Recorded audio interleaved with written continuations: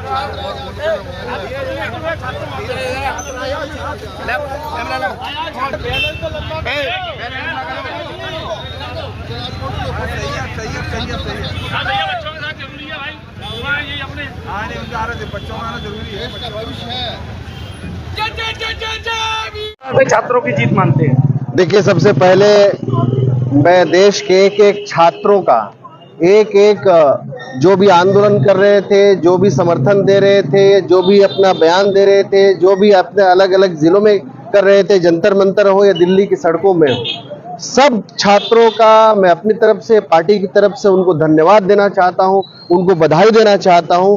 Basically ये democracy की जीत है, देश के संविधान की जीत है और उनकी जीत है। इसके लिए तमाम छात्र बधाई के पात्र हैं। आप सभी जानते हैं कि जिस दिन ये प्रधान शिक्षा मंत्री बने थे, जिस दिन ये प्रधान एमपी बन करके खुद जो है एमपी का शपथ लेने के लिए जा रहे थे, उस 2024 में भी पेपर लीक हुए थे।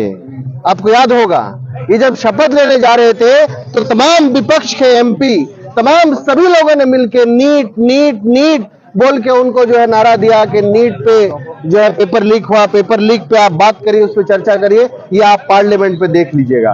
तो ये इतना करप्टेड मंत्री, इतना नीट पेपर लीक करवा के अरबों रुपयों का जमाखोरी करने वाला मंत्री, इतने बड़े पैमाने पे जो सुसाइड किए हैं, उसका एक तरह से कल्प्रिट मंत्री इस 12 साल में 152 पेपर लीक हुए हैं, 7.5 करोड़ छात्र अलग अलग रूप में प्रभावित हुए हैं और आज तक वो इस मंत्री में जो है जमाए हुए थे। अब पूरा का पूरा तंत्र मोदी जी, अमित शाह जी के माध्यम से उसको जो संरक्षण मिलकर वो काम कर रहे थे, आज छात्रों ने बेबाक अंदाज में आंदोलन किया।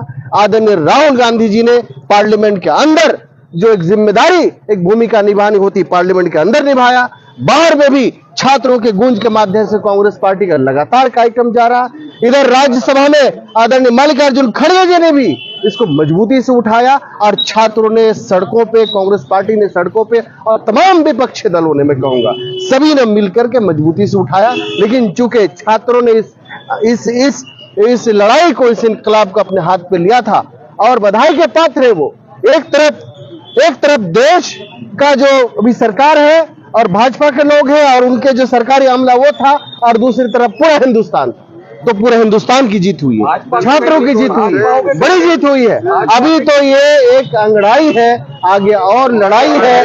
अभी तो सिर्फ एक प्रधान का इस्तीफा हुआ है, अभी प्रधानमंत्री बाकी है, तो लड़ाई अभी बड़ी होने वाली है। अभी जो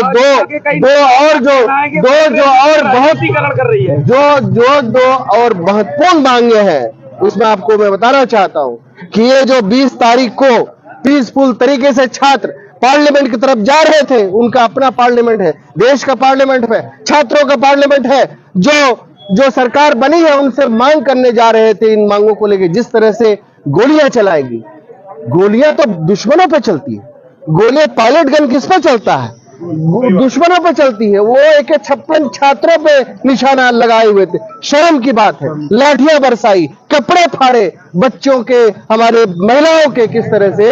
तो उसको लेके जो गृह मंत्री हैं और देश के प्रधानमंत्री हैं, उसको लेके बिल्कुल ऐसे कल्प्रिट लोग जो इसके मुख्य संरक्षण है, उनको जवाबदेही तय करना पड़ेगा, इसकी जांच होनी चाहिए। तीसरी मांग जो हम मांग है, प्रधानमंत्री को इसको लेके अपनी माफी मांगनी पड़ेगी पूरे देश के स्टूडेंट से और सभी से, उनसे गलती हुई है। और देश भर में जो अलग अलग जगह, मैं खुद कटिहार बिहार से हूं, वहां भी छात्र आंदोलन किए, वहां पे FIR हो गया है बड़े पैमाने। पटना में हुआ है, किस तरह से पटना में कॉल दिया गया उस पर हुआ। तो इन बातों को लेकर देश को माफी मांगनी चाहिए, तमाम FIR वापस होनी चाहिए। और ये जो आज बड़ी जीत हुई है, ये अभी शुरुआत है। एजुकेशन सिस्टम में पूरी तरह से परिवर्तन आएगा, एजुकेशन सिस्टम में चेंज होके एक नया सिस्टम आएगा। भाजपा के कई नेता ये कह रहे हैं कि कांग्रेस इस पूरे छात्र नेता को हायर करने की प्रयास में है। नहीं, छात्र नेता खुद अपना इंडिपेंडेंट अपनी आवाज बुलंद कर रहे थे, सबने देखा। विपक्ष नेता होने के नाते आदरणीय राहुल गांधी जी प्रधानमंत्री के घर के सामने बैठे MPओं के साथ, ये जुर्रत दिखाई, ये ताकत दिखाई। चूंकि जनादेश विपक्ष का है, आवाज उठाने का जनादेश हमें मिला हुआ है, देश की जनता ने दिया है, ये भाजपा ने नहीं दिया है हमको, उनसे सर्टिफिकेट नहीं चाहिए। आवाज बुलंद होगी और अभी तो प्रधान गया है, प्रधानमंत्री भी जाएगा।